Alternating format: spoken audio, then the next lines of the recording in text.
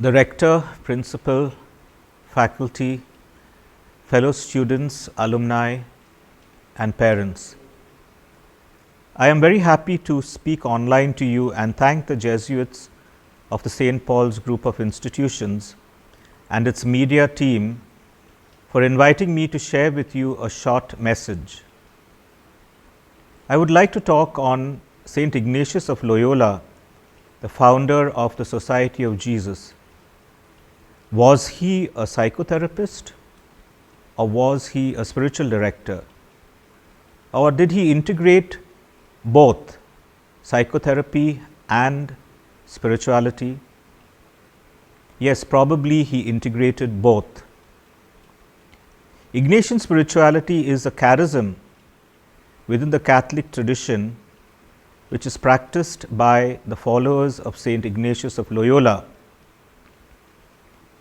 St. Ignatius of Loyola was a spiritual person who had very strong insights into a person's functioning in society that included all aspects of that person's personality: social, physical, intellectual, and spiritual.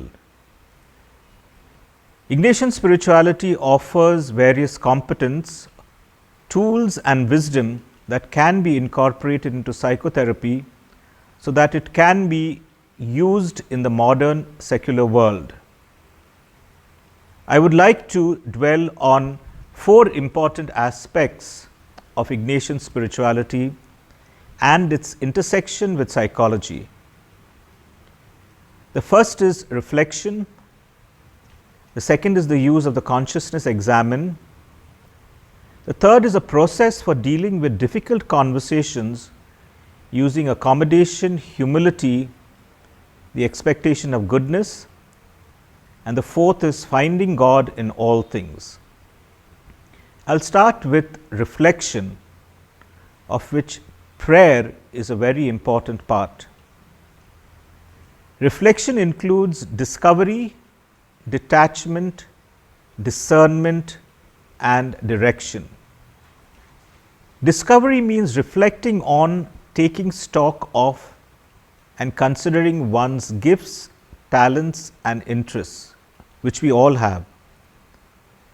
Detachment is a very Ignatian word, and it refers to trying to remove oneself from the many welcomed as well as unwelcomed influences, not just unwelcomed, but also welcomed.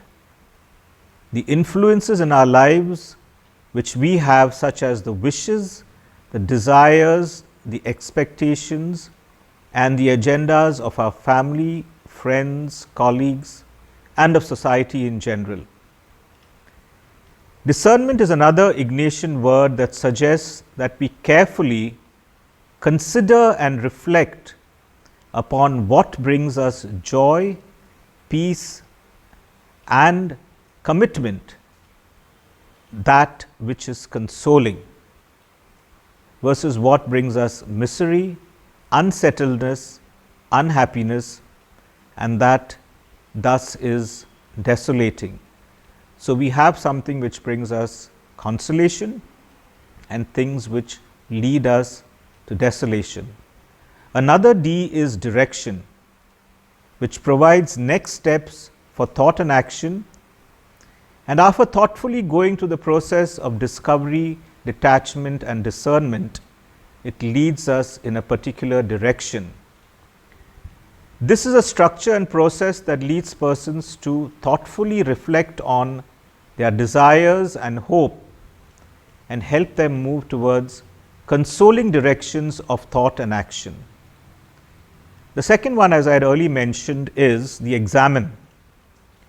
The examen is a prayer and meditative practice that offers structure and strategies that can be secularized to help anyone reflect upon and learn from what happens in their day-to-day life.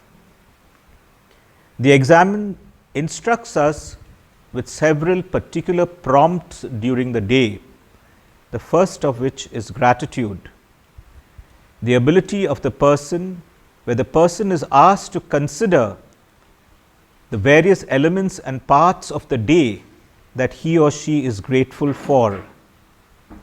These may be big or small memories, and moments such as enjoying a sunny day or a rainy day, having a good conversation with someone, or just being alive.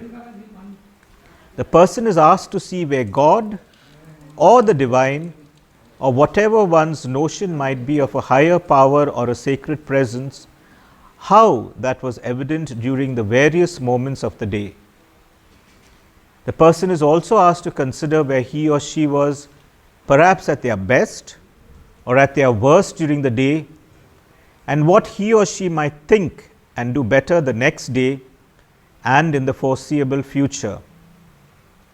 The examen is a process, a daily reflection, and a meditative ritual on how divine influence has been with that person at various points in the day. We then have Ignatian approaches that are challenging and conversations which a person can have. This is a three-step process to engage with others, especially with those we find most challenging to interact with. First, we begin with accommodation, which asks us to consider the perspectives of others by trying to get a sense of being in their skin and seeing the world through their eyes. Accommodation may be a form of empathy as well, where we get into their shoes and feel as they do, but don't go away from it. Then we approach them with humility, being mindful that we can never ever know all the answers or the right way to think and behave all the time. Humility reminds us to appreciate that what we do not have and what we have, that all our answers and our knowledge and opinions are limited. And finally, the expectation of goodness, which asks us to assume that the other person wants to do the right thing, wants to be good, and yet may struggle with doing so due to fears, anxieties, and information, or for other reasons. The expectation of goodness goes beyond the Rogerian concept of unconditional positive regard and speaks to the inherent goodness within everyone. Thus, accommodation, humility, and the expectation of goodness provides a useful framework and approach to having difficult conversations with others. This then leads a person to finding God in all things, which is a slogan which the Jesuits talk about, that God is present in all things and we try and find God in all things. These four spiritual practices, if used in psychotherapy, provide clients, therapists, or any person with aids that can be appealed in their life if they find them appealing and if they are willing to do so. Regardless of the spiritual or religious backgrounds of the practitioner or client, there is much wisdom in the religious and spiritual traditions that can be adapted in such a way as to be appealing to very diverse populations. Saint Ignatius may not have been a psychotherapist in the modern sense, but these helpful strategies which he left to his band of brothers and the world at large have been useful for the last 500 years. Thank you.